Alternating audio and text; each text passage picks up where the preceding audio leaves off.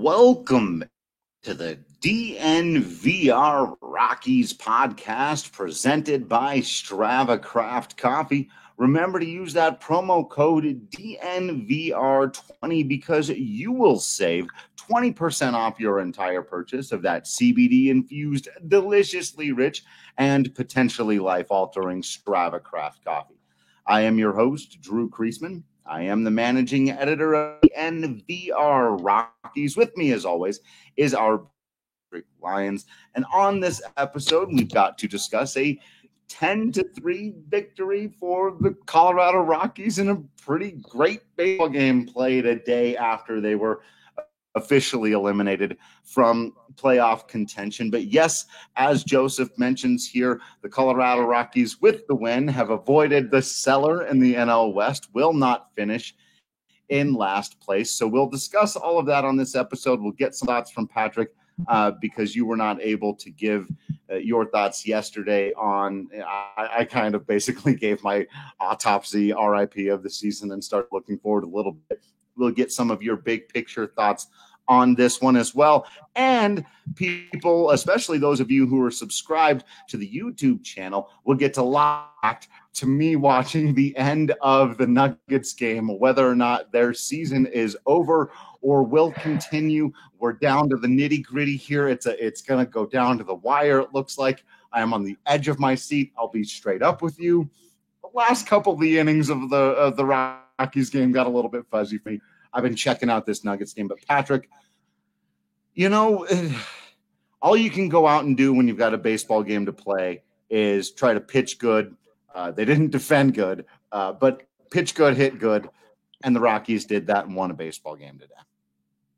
They did. They got a fantastic start out of Germán Márquez, which is the exact way you want to go out in your final start of the season. And he'd kind of been ramping up to this performance. Yeah, gave up 3 runs, none of which were earned. As you alluded to, 4 errors today, which were quite a lot, unfortunately. But that's okay because the Rockies defense... Some senioritis.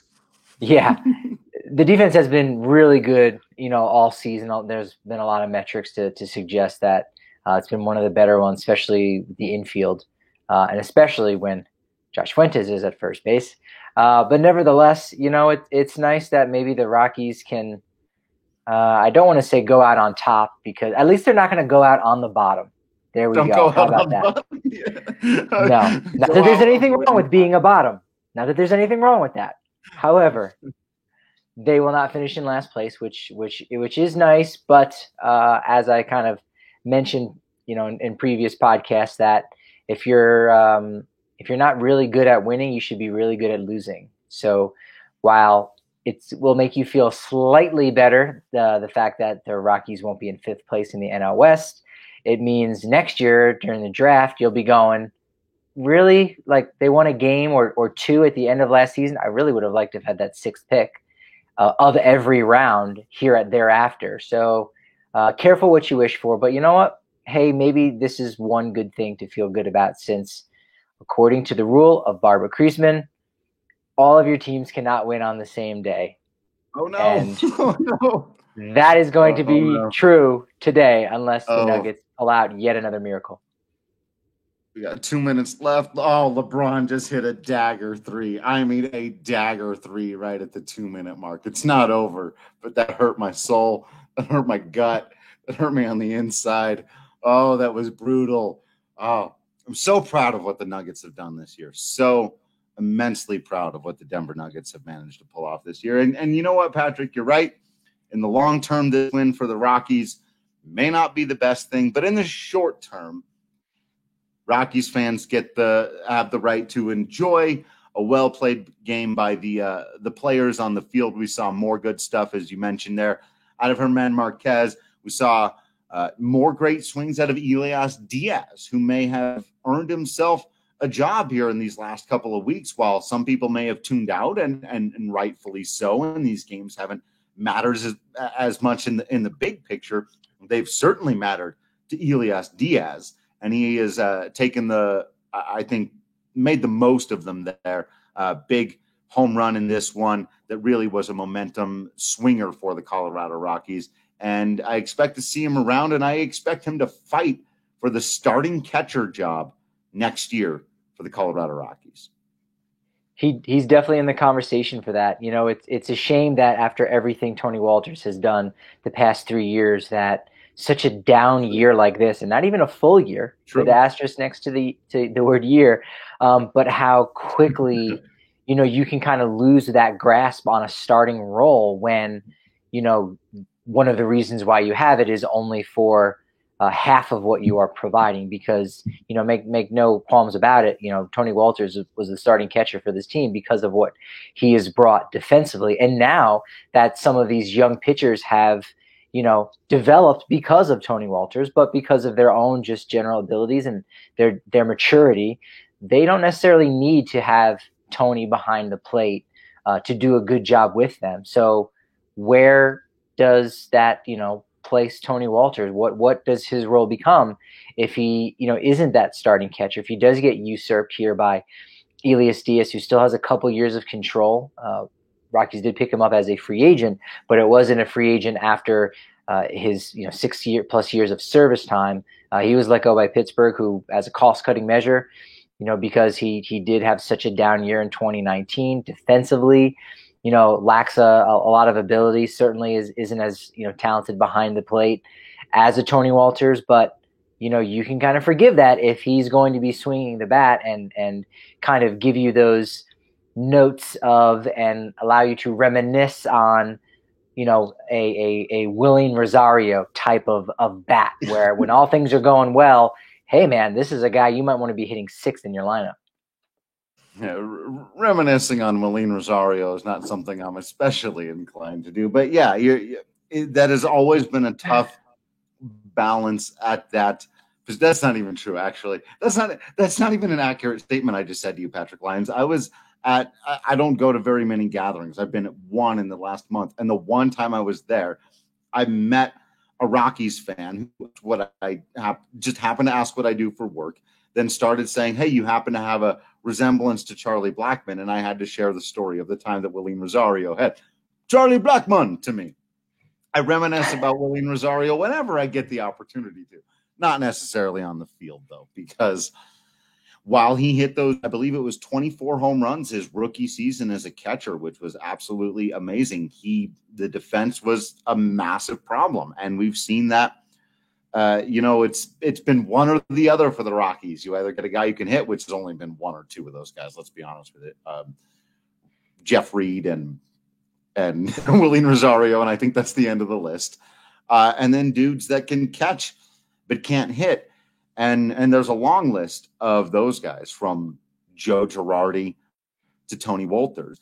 And, you know, Diaz, I think, has started to show to me he's not the disaster that Willing Rosario was behind the plate, or that some of these other guys who can really swing it at catcher but can't get it done. Some things I see that, you know, with an especially critical eye for catcher, that I want to see some softer hands, some quieter movements, some stuff. He's got an arm, though. I like his arm down to second.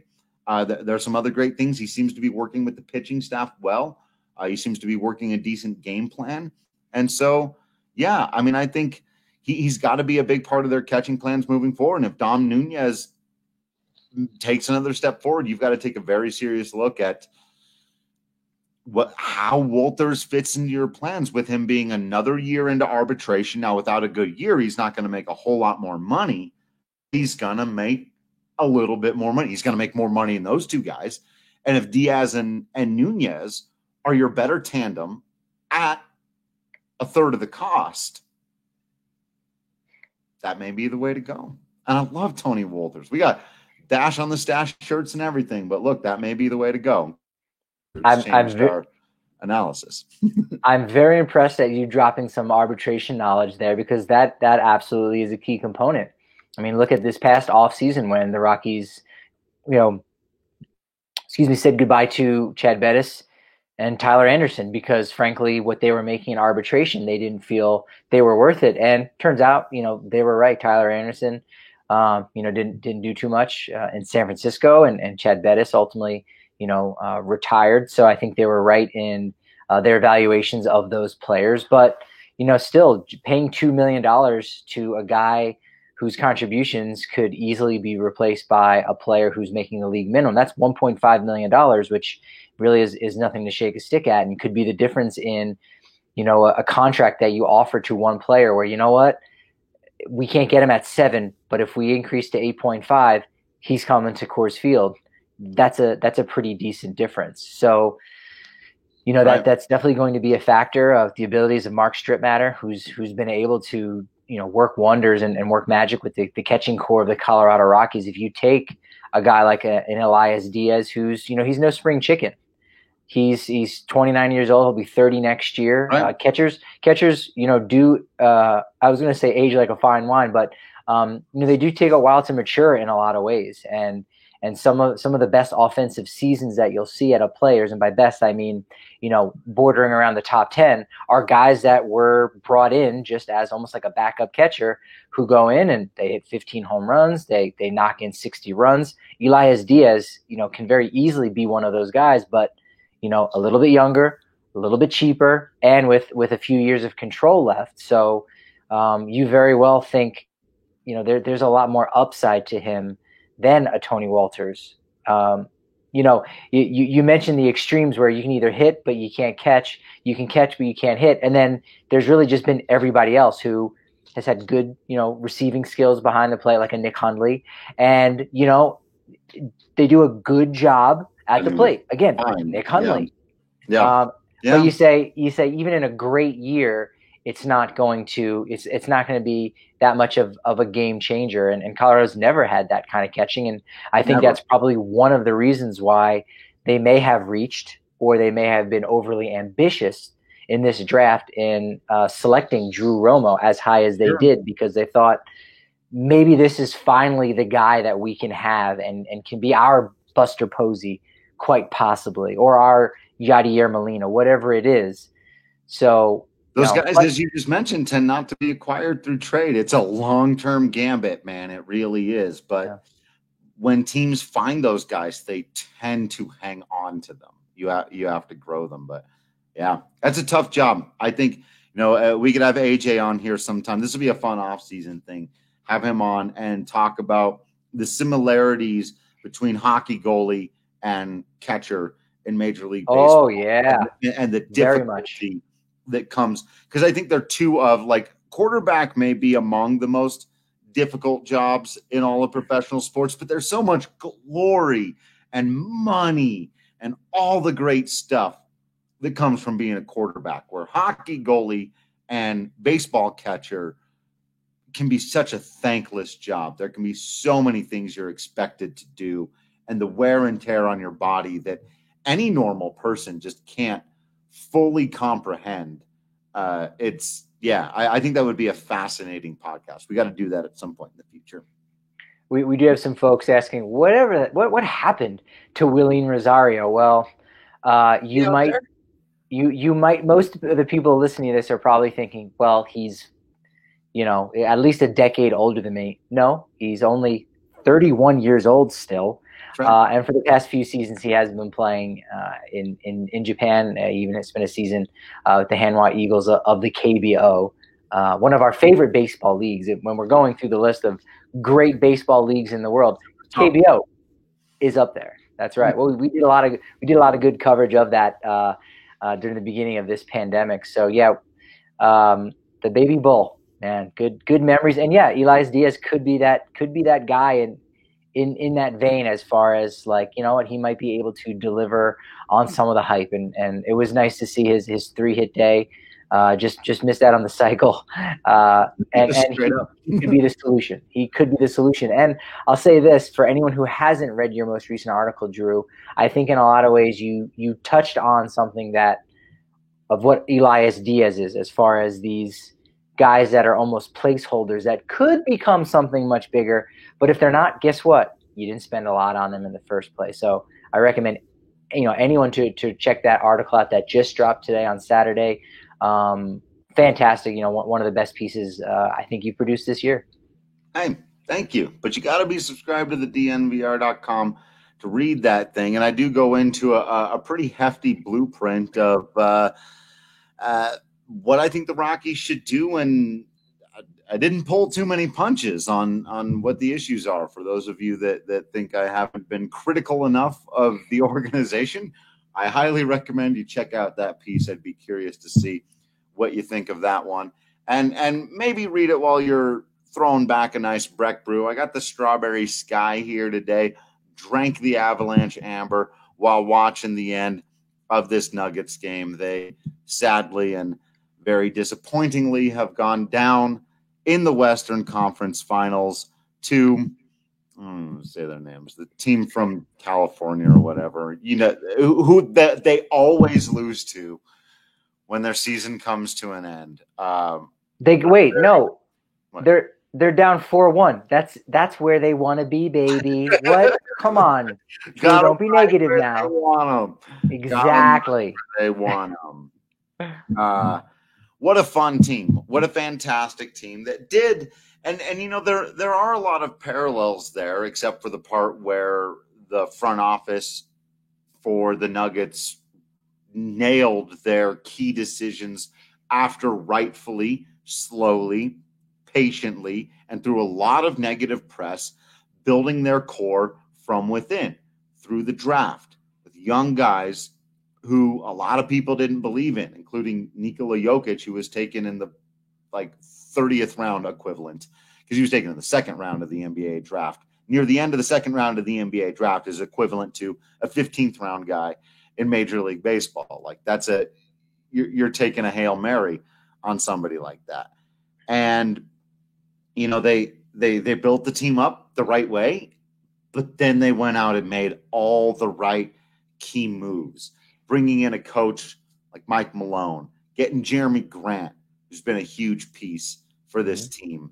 And that's exactly what the Rockies hoped that bullpen pieces like Brian Shaw or Jake McGee or a guy like Ian Desmond could be for this team. And they just weren't. They just were not that.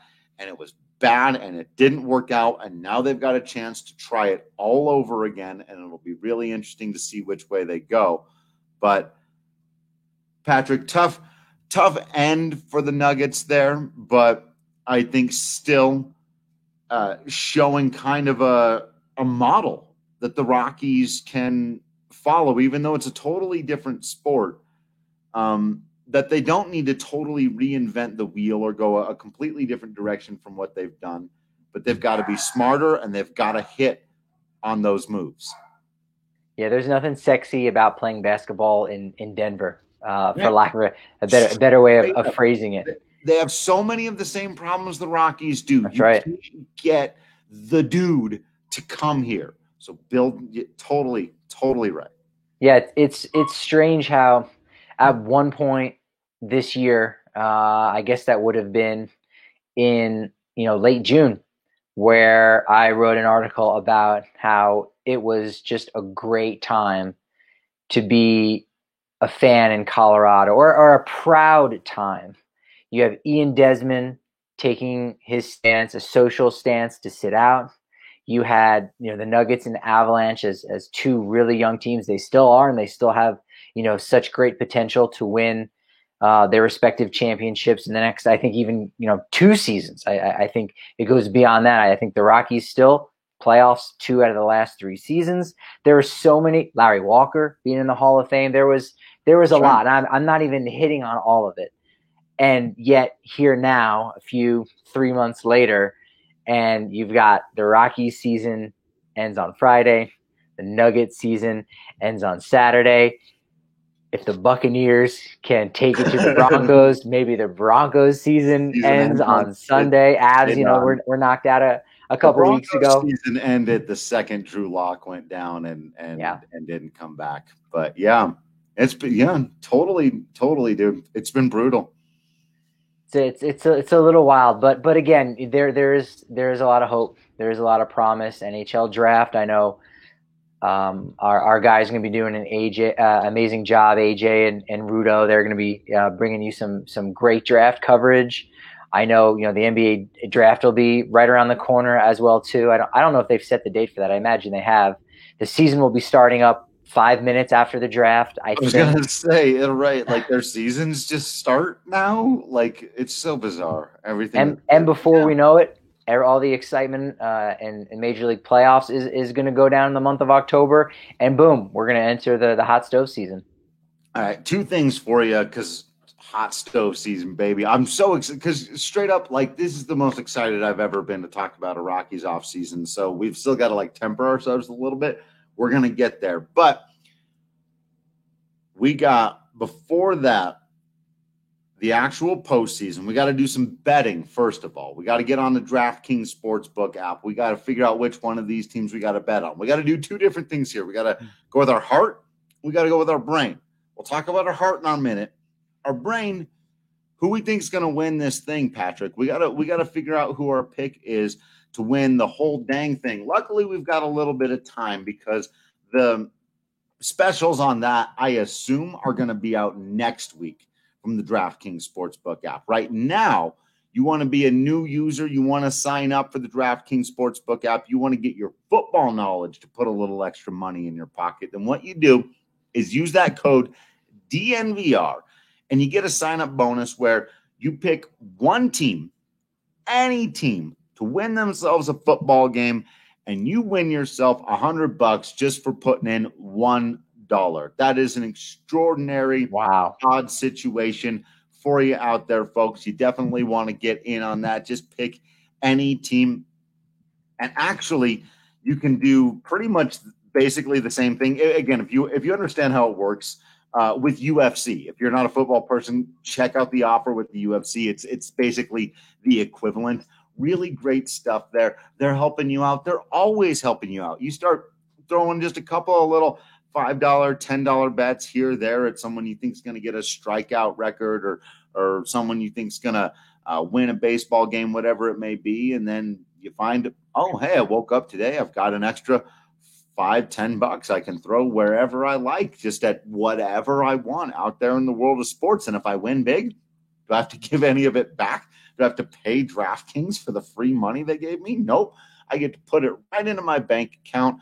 I get to do the thing. And yes, Jake, 10-game parlays, if you can work them out, I cannot recommend.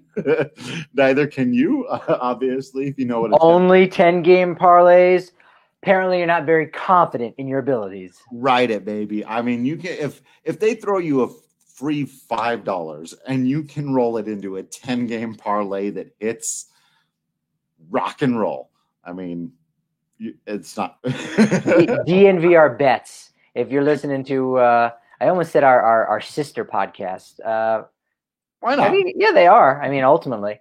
DNVR bets. They're going to have those parlays for you. And incidentally, I did some following up. You when making that $1 NFL pick, you cannot put it on the Oilers. So Drew, we've been slightly misinforming some of our listeners. Also, I learned the hard way. The Argonauts. Nope. You cannot put that $1 bet on the Toronto Argonauts. Jason has been phenomenal all season. So that's brutal. That's killing me. But it's an update. So I'll find another place to put my $1 to win $100 using that DNVR promo code over at the DraftKings Sportsbook for a limited time. Must be 21 or older, Colorado only. Eligibility restrictions apply. See DraftKings.com/sportsbook for details. And if you have a gambling problem, please call 1-800-522-4700. And Patrick, as we and I mean, if you want to throw a couple of thoughts about the game out there, I did very little in the game yesterday. Hey, the Rockies won 10-3, as we said. Home run from Diaz, draft king of the game, Elias Diaz, with the game swinging home run. I could have given it to Don Herman. Could have gone that way. But it basically a toss-up between those two. And again, you got to use that promo code, draft king of the game. Looks like we're going with Herman. Got to go with Herman. I guess the 7th inning especially, too. 0 earned runs was the key there. He actually zero were earned. I keep forgetting about the errors because I try to erase terrible defense from my mind because it offends my every sensibility. But you're right. We got to go. You got to go Don Herman. You got to give the king his due. Marquis Delray was fantastic. Yeah, some of the other interesting takeaways. I tweeted about it that since Josh Fuentes kind of was called up from Metro State, yes, that's a thing. If you're just tuning in now, jumping in, and the penultimate game of the season, and you're like, wait, someone got called up, a Roadrunner. That's where they're practicing at is Metro State University. Since he got called up on August 25th. Tied for the team lead with 6 doubles with Nolan Arenado and Trevor Story. Tied for, at one point in the game, 14 runs scored. Tied with Story, Pilar, Tapia. Raimel Tapia with a nice 3-hit performance. Now leads the team with a 317 average. Yes. Yeah.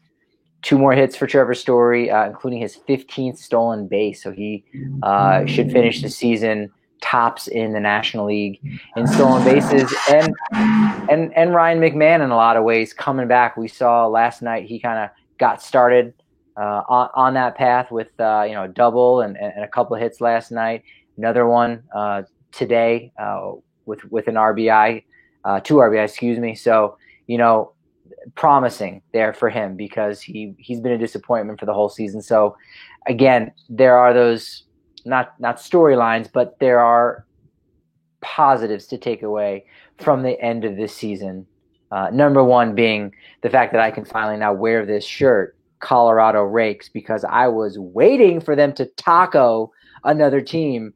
And the past couple of weeks, they've been tacoed. They hadn't been doing too much tacoing. I had to count it up. So the Rockies have tacoed 18 times, and they've gotten tacoed also 18 times. So it's an 18-18 in the taco category. Incidentally, can you use it as a verb? I think I may have just trademarked that. I think we have, yeah. I believe we just did. So done. It is. They've been tacoed, and they have tacoed. That I would have thought that ratio would have been off a little bit more. So I thought there would have been a couple more taco wings having come down upon them, but alas, it is a even taco. An even taco. There it is. All right. And on that note, I do want to give you the opportunity then to share a few of your thoughts on the kind of finality of the season. We know there's another game to play, and those of you who took the over on the DraftKings preseason for the Rockies will be tuning in tomorrow with a great deal of interest and anticipation and need for them to play a good game because they got to win that one to hit that over on their preseason projections. Beyond that, not much meaning in that final game. As you mentioned, I wrote the article earlier today. I hope everyone can go and check that out. I gave my thoughts on the last podcast, so I wanted to sort of give you the floor here to give your sort of end of the season Rockies thoughts, analysis, address opinions, questions, comments, philosophical panderings. Well, without getting into too much detail, I will say that it's now maybe not a season and a half, but very well close to it. And we know, hey, this is the quest for the asterisk. And even if you come in last place in that quest, there is an asterisk next to the fact that you came in last place. Either way you want to look at it, there's an asterisk everywhere. But I don't think you could put an asterisk next to the fact that it has now been a year and a half since the Rockies have been a very good ball club. After those consecutive playoff appearances, you now have a situation where 2 of your top players in John Gray and Trevor Story are free agents after this season. You do have obviously Nolan Arenado as a potential opt-out candidate. I'm not quite as worried about that, but that is obviously a factor. It's a thing. You can't, right. You can't just ignore it. There are one of the players that was going to be a free agent after the 2021 season, the Rockies locked up, and that was Scott Oberg, who you have nothing but questions about. David Dahl, after an all-star season in 2019, you have a lot of questions about. Tony Walters, who was a guy that you had questions about last year, you have even more questions about. So this is quest for the questions, I guess. We're searching the quest for the answers. We really should call this off season is the quest for the answers, because there are a lot of questions about the on the field talent of the Colorado Rockies. There are rightfully questions about the coaches within the dugout, many of which have great pedigrees, many of which have done some amazing things in the game. But right now, there are questions that linger. There are questions about the front office, and I think you can even go so far as to say as there are questions about the ownership of this team right now. So a lot to be unpacked this off season. And if anyone's going to do it, it's you and me, baby. That's right. We're going to be here for all of it. And I think what we're going to have to do, Patrick, and this is one of the reasons why I'm so excited about it, is because we are going to be able to get very granular. We're going to be able to go detail by detail, position by position, player by player, everyone who's currently on the roster, and tell you, where does this guy fit, if he fits at all? Should the Rockies consider dealing him, cutting him, benching him? Outside of the core players, you sort of know, right? And then going through every free agent, every trade candidate, every maybe even potential hitting coach, pitching coach, if not coaches, gurus, analytics people, and maybe even managers and general managers. I've said many times, I don't think Bud Black's going anywhere. And a little bit lower than that, I doubt Jeff Bridich is going anywhere. But that doesn't mean that we can't consider who would be better options for the Colorado Rockies in the meantime, or who could come in as a potential team president and guide this team to a new future. And I think one of the things that I wrote today in that article, Patrick, that I just want to reverberate, because I know there's so much fatalism around the Colorado Rockies right now, and I understand that. There's so much, they suck and they're always going to suck, and this sucks and it sucks. And like, I feel you. People are struggling. People are struggling with their fandom for sure. I hear you, Brendan. But right now, I believe, as somebody who has followed this team and researched them as closely as anybody for the entirety of their existence, though I was a small child, so I've got to tip my cap to guys like Harding and Saunders and Ringlesby, who maybe were adults during some of that time. But beyond those guys, somebody who's really followed this team, I believe two things very, very deeply. One, everything is on the table. All of it.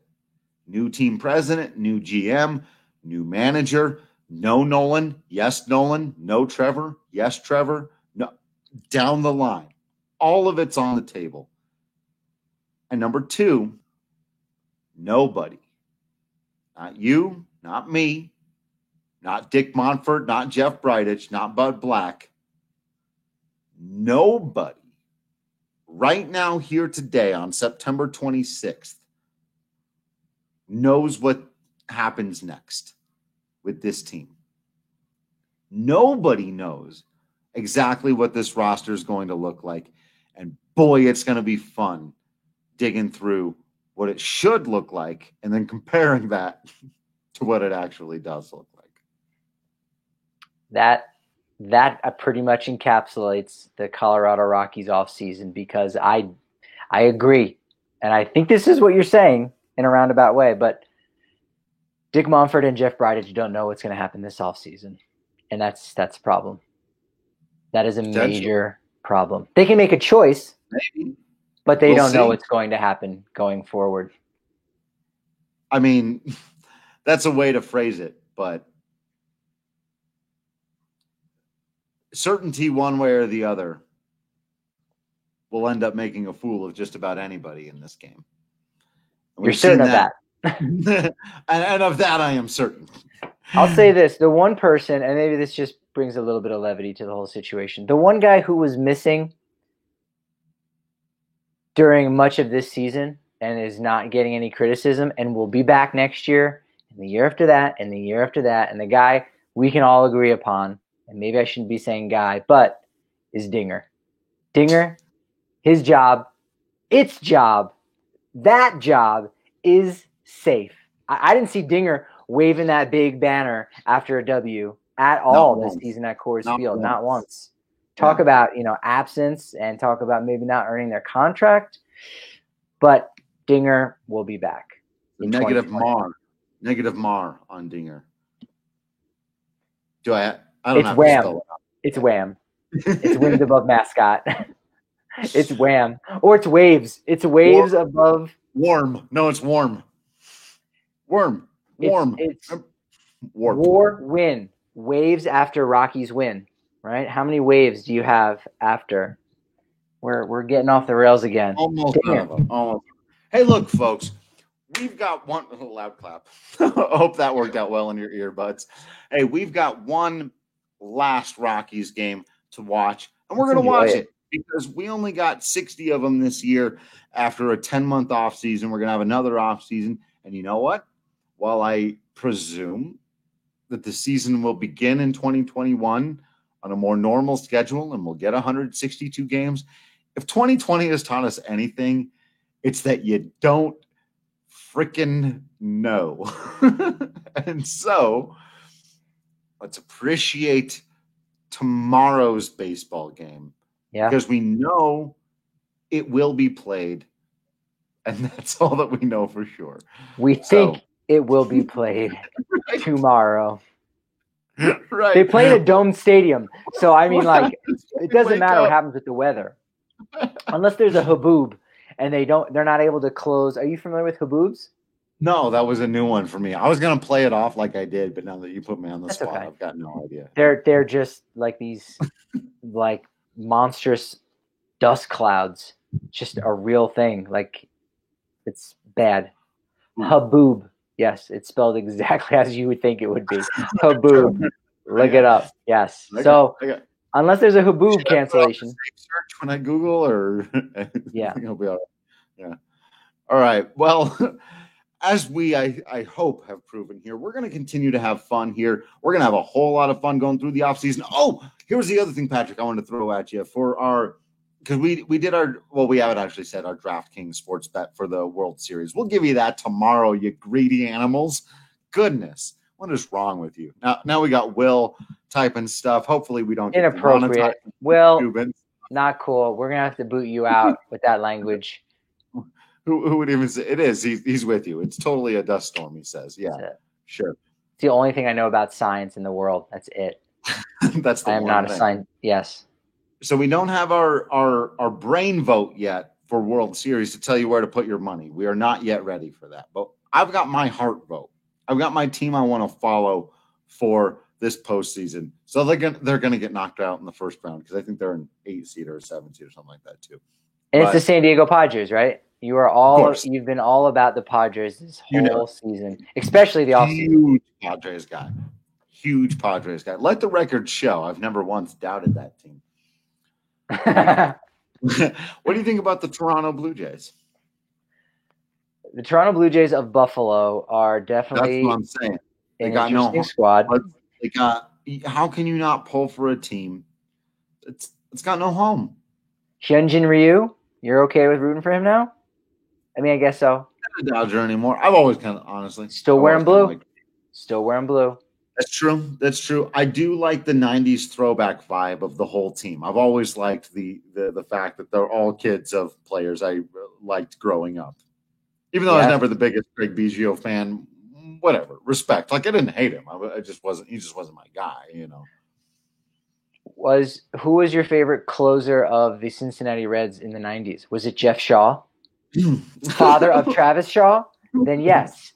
All of your favorite players in the 90s have a child on this team, including Dante Bichette. Yes. If you haven't heard, Bo Bichette. So if you're looking for Rockies connections, Bo Bichette. is a guy to root Bichette. for. Vlad Guerrero Jr. is great. Yankees have a couple former Rockies Look, we players. could go that route if we want to be those guys. If we want to be those people. No, that's no fun. Edit. You know what? I started looking at this. I'm gonna look. Whatever. It's late. Who's listening? Is this on the podcast still? Hi. You downloaded this. I was looking at DJ LeMahieu's home runs in New York. I'm gonna have to write an article. I think maybe 40% of them would be home runs at Coors Field. Yeah, good possibility. It's just a thing I noticed. Love DJ, though. There's absolutely no reason. I mean, there are zero reasons. I mean, literally, there are no reasons. That was my Alice's Restaurant version for you to root against DJ LeMahieu. None. So you might as well. Like, I can't root for the Yankees. No. Yeah, anyone who roots for the Yankees should probably say to themselves, where is my mind from your favorite film, Fight Club? Yes. Hey, Paul, let's have a ball. Gigantic. Yes. Pixies fan? Are you a Pixies fan, Drew? I just know the one song. Straight up, I'm not even going to be a pretender. I should know more. I just know the one song. You're not a big Francis Black, a.k.a. Black Francis fan? No. And Breeders? Have you ever gotten into the Breeders? The only reason I know these references is because they've been thrown at me after shows that I've done where people are like, oh, you kind of remind me of. And I'm like, I don't know what that is. Yeah. Cannonball is one of the top songs of the 90s. Yeah. Yeah, no. Cannonball I'm into. What else we got? I'm going to say, start naming them. There are a few, but that's like an area I should be better at that like I know lacks in my musical repertoire that I'm just like. Put on some Pixies in the background, read some Chuck Palahniuk, and you'll kill two birds with one stone. I've read 3 or 4 Chuck Palahniuk books. That's what I'm saying. Like I'm that guy who should have listened to several Pixies. What is your favorite Chuck Palahniuk book? Oh. It's better not say Fight Club. It's your favorite movie. No, because Fight Club is better as a movie. And it legitimately is. I think Choke or Monster. Probably Monster. Very because nice. It was so damn weird. And I'm a huge, like if you started to get a collection of my favorite stuff, movies, TV shows, video games, you'd start to find a collection of very weird, what a lot of people might call mind Fs or psychobabble or philosophical, like, yeah, the weirder it is, the more I'm going to be into it. The more it tries to mess with its audience too. I'm always a fan of art that really messes with you. Yeah. Survivor. You ever read Survivor? That's Chuck Palahniuk's first. I didn't read that book of fiction. No. Very good companion piece to Fight Club. Very good companion piece. Haunted is probably my favorite of his books. That's pretty twisted. Everything that came after Rant, I mean, it has a much longer name than that, but Rant is okay. I kind of, that's when I tapped out of Chuck Palahniuk. I think once you hit 30 years old, you're like, oh, that was fun. It's fun reading Chuck Palahniuk in my 20s. Yeah. Kind of. Yeah. Kind of. It's like that and Bukowski. Like, you're like, all right, that was fun. That was fun to romanticize being a drunkard barfly who's old and decrepit and whatnot. Also, Dostoevsky, based on some of the comments. And on that note, Fathers and Sons by Turgenev. You gotta read some of the classics, my man. All true. All 100% true. I'm a big Dostoevsky fan. So you can, fair enough. Anton Chekhov also. His short stories, more than anything. More short Tchaikovsky. Stories of Chekhov. More what? Tchaikovsky. Tchaikovsky? The ballet dancer? The ballet, yeah. Tchaikovsky. Oh, no, wait, no. Nutcracker. Not a ballet. Oh, Sweet. Yeah. Nutcracker. Composed. Sweet. I feel like that's a Bill and Ted's joke there. On the absolute worst place. You can join us for Patrick and Drew Interpret the Classics on tomorrow's edition of the DNVR Rockies podcast. We needed to balance it based off of our conversation about 90s cartoons. That wasn't bad. We did a little literature segment. That's right. It's usually pro wrestling and 90s cartoons, but we did a little bit of authorship on this eve. Hey, thanks everybody for hanging out with us. We really do appreciate you. It's been a weird and mostly terrible season for the Colorado Rockies. We're going to be back at it every day through the postseason, through the offseason. Maybe not every day, but most of the days. So hang out with us. Make sure you're following on social media at Drew Creasman, at Patrick D. Lyons, at DNVR_Rockies. You give us a subscribe at the DNVR.com so you don't miss out on any of that written content. Plus, you get discounts on shirts, hats, masks. You get a bigger bar when you come down to the beer, a Breckenridge bar when you come down to the beer. And it's a whole lot of fun just to be a part of this community. We really do appreciate it. I saw somebody mention that they resubscribed so they could read my article today and sent me a little piece about how it feels like coming back home and reuniting with members of the family. And the only thing I could think of, and I had to reply because it went straight to my mind, because again, I'm a product of this era, was of course Dom, Vin Diesel himself from Fast and Furious, whichever one. I think the first one. I don't have a friend. Got family. Yeah. Beautiful. Not as beautiful as his new single, but I'm going to have to give that a listen. Yes, Vin Diesel released a single. So to all of our family out there, we hope that you will continue to be absolutely awesome. We will continue to be absolutely Patrick Lyons and Drew Creasman in here. And until next time, we will see you at the ballpark.